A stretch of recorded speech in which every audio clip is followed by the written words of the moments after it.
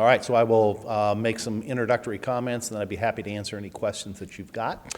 My name is Matt Murray. I'm with the Boyd Center at the University of Tennessee, Knoxville, and I'm very pleased to be with you today to talk a little bit about the Economic Report to the Governor. It is a report that comes out of the Boyd Center every year. It's been done for decades. Provides an short-term economic outlook as well as a long-term economic outlook extending 10 years into the future. We also frame that Tennessee outlook by our expectations for the national economy and the economic growth that will help drive the Tennessee economy. Tennessee's fate is very much dependent upon the fate of the national economy and its path of economic development. The good news is the economy continues to expand. In fact, it's been a record-breaking expansion dating back to the trough of the Great Recession in 2009. Uninterrupted growth, lackluster growth on the immediate heels of the recession, but after all of these years, we've seen dramatic recovery in the economy. The unemployment rate in Tennessee now stands at 3.4%. The national rate is at 3.6%. Those are October figures. Really historical lows for the unemployment rate, a great time for individuals to be in the labor market. The economy over the course of the last couple of years enjoyed a bit of a boost in economic growth from tax cuts, the Trump tax cuts. That boost to economic growth is now fading. So last year in 2019, we saw job growth and we saw GDP, gross domestic product growth, slow a little bit. Still healthy growth, but slow a little bit. As those tax cuts began to wane, the influence on the economy weakened. We have tariff wars that we are continuing to engage with some of our trading partners with, and those tariffs have helped slow economic growth as well. There's been a lot of talk in the media about how tariffs are a grave threat to the economy. The reality is tariffs are taking a bit of growth off of the trajectory of the state economy and the national economy, but the tariffs are far from being of significant size to derail the economy. As we look to the future, we expect economic growth to continue. Economic growth will slow in 2020 and 2021. Tariffs will have something to do with that, but the bigger factor playing out right now is this record-long economic expansion and limited capacity for the economy to grow. The labor force in particular, we're seeing weaker growth in employment than we saw, say, 5 years ago. That is a natural sign of where we are in this business cycle with ongoing economic expansion, an unemployment rate that is at record low. There are simply fewer and fewer individuals to draw into the labor market. So as we go forward, the new entrants to the labor market are largely going to be those that are coming out of our high schools, our community colleges, and our universities entering the labor force. And that growth, that slower growth in the labor force will translate into slower economy-wide growth. One of the factors that has held growth back over the course of the last several years, and we expect to continue in 2020 and 21 and 22, is a slowdown in productivity growth. The national economy, the state economies have not been able to produce strong growth in productivity, and that has held back overall GDP growth. So as we go into 2020 and 2021, we expect job growth for our state economy to slow but remain relatively healthy, around just under 1% growth this year, slowing a bit more in 2020, 2021. The national economy following roughly that same trajectory.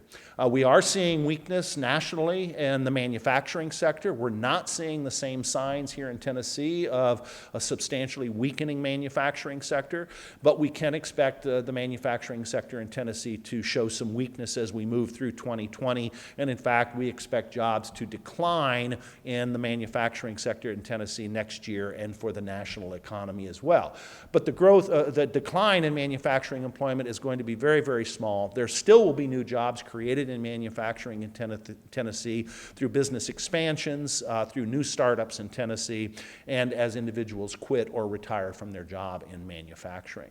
So the overall outlook is a very positive economic outlook. You'll note that I have not mentioned the word recession in my remarks up to this time. Recessions are typically caused by a single event, a shock to the economy. Right now, it's not obvious what that shock would be. The economy could also suffer from a variety of different hits that would together conspire to push the economy into a negative growth path. Right now, we don't even see that set of factors working together that would cause a recession to take place. When you hear people in the media talk about a recession, they're oftentimes referring to the longevity of the current expansion, and therefore a recession has got to be just around the corner. Timing does not cause a recession. A recession is caused by some kind of a shock or a jolt to the economy that weakens consumer expectations, they quit buying. Weakens the expectation of businesses, they choose not to invest, they choose not to hire. We're certainly not in that situation today.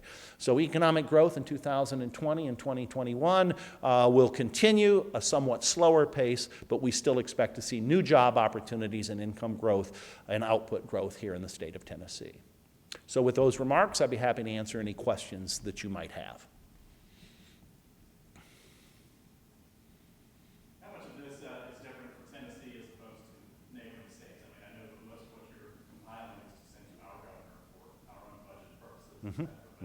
What's the difference between what we're seeing here and? We're largely seeing a similar pattern.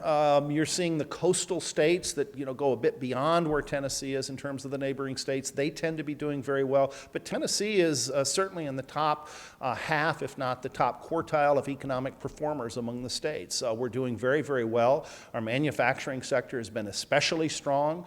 The service sector has been especially strong, but that's generally been true of many of the states around us within the Southeast. So we're all riding roughly neck and neck. Tennessee leading based on some measures like the unemployment rate. We're doing better than a number of states around us. But by and large, the states are doing very, very well. If you're looking for weakness within Tennessee, across the region and beyond, where you find the weakness is in rural Tennessee. Metropolitan Tennessee and metropolitan America are doing very, very well. Some exceptions, but very, very well. If you look at rural Tennessee, rural America more generally, what you're seeing is really serious hardship taking place with job losses, ongoing job losses, out-migration of people. It's really a dire situation. So if you look at rural Tennessee and see hardship there, that hardship is being shared around the country in rural America.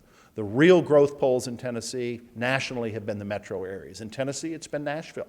The entire corridor, north and south from Nashville, and then its wide boundaries as a metropolitan area and beyond. That's where a lot of the strength has been. East Tennessee, reasonably strong. West Tennessee has not been doing particularly well. So a little bit beyond in your question, but I think some information that's really important to viewers and listeners.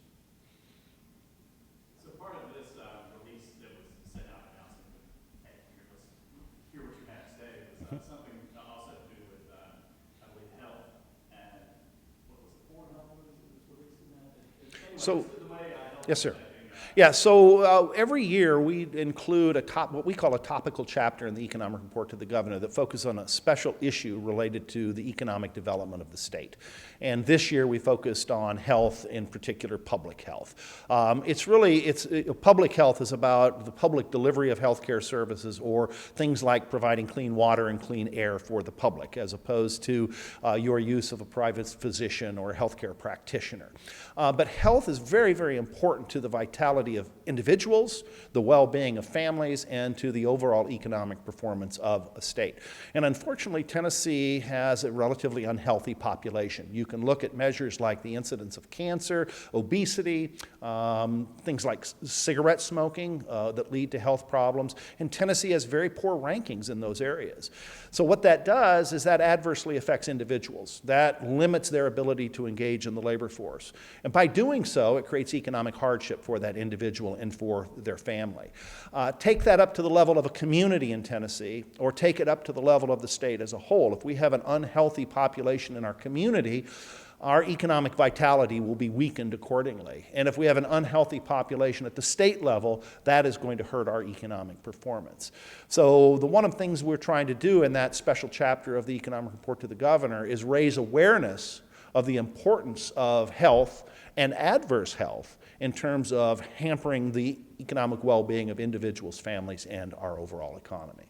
So it's a very important chapter for the public at large, but also for policymakers who would like to find a way to not only how to help individuals, but help our overall state economy.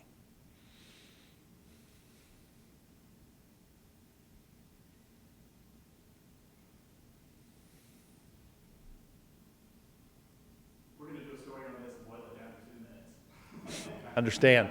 If we leave something out, what's something that if we leave it out, you go, we didn't even say that. Ooh, that's a tough one. No, boy, that's a tough one. I think, I've already mentioned, I'll just reiterate, recession. We don't see a recession on the horizon. We can always be wrong, but we simply do not see the ingredients right now formulating that would give rise to an economic downturn. And we just hit on what I think is the other key point. If we think about what our state government does and what our local governments do to support the well-being of the residents of Tennessee, fostering improved health outcomes is certainly on the table, on the list. And we lag the nation by a significant margin in terms of the health status of our adult population. It's something that we can deal with that will help individuals in Tennessee and certainly pass a very rigorous cost-benefit test. There's your 2 minutes right there. All right, thank you very much. Appreciate you coming.